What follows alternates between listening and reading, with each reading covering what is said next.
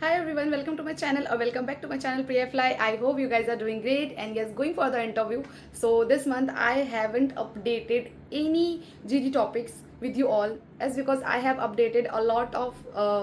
content related to GD topics and I think it's too much now. I should stop because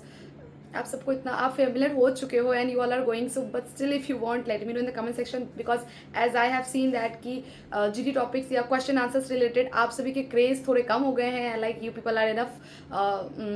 like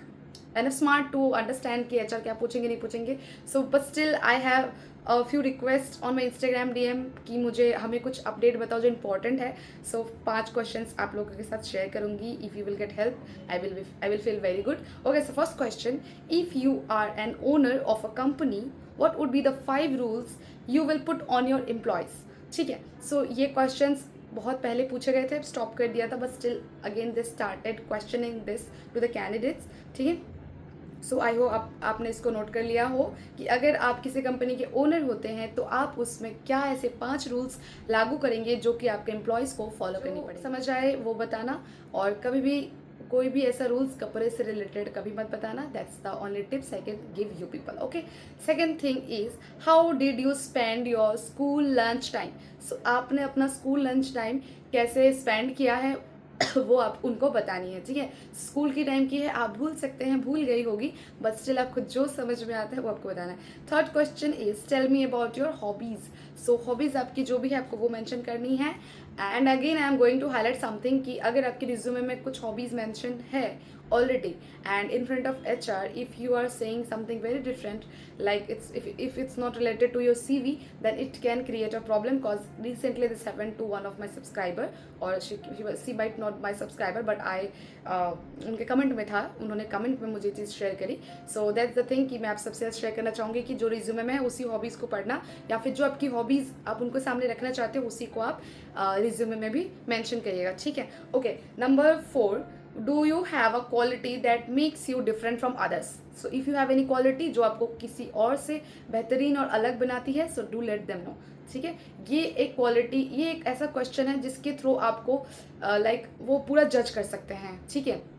इस basis पे आपका selection हो सकता है ऐसा हो सकता है कि आपको सिर्फ वो एक ही क्वेश्चन पूछे वो है आपकी क्वालिटी क्या है अगर आपकी क्वालिटी क्रू के जॉब से रिलेट करती है या फिर उस रूम में जो लड़कियां हैं उनसे अच्छा रिलेट करती हैं तो आप लाइक उनसे बिल्कुल रिलेट नहीं करती आपकी क्वालिटी जॉब से रिलेटेड है बहुत ही बेस्ट है तो आपको हो सकता है आगे तक जाने का वो रास्ता खोल दे ठीक है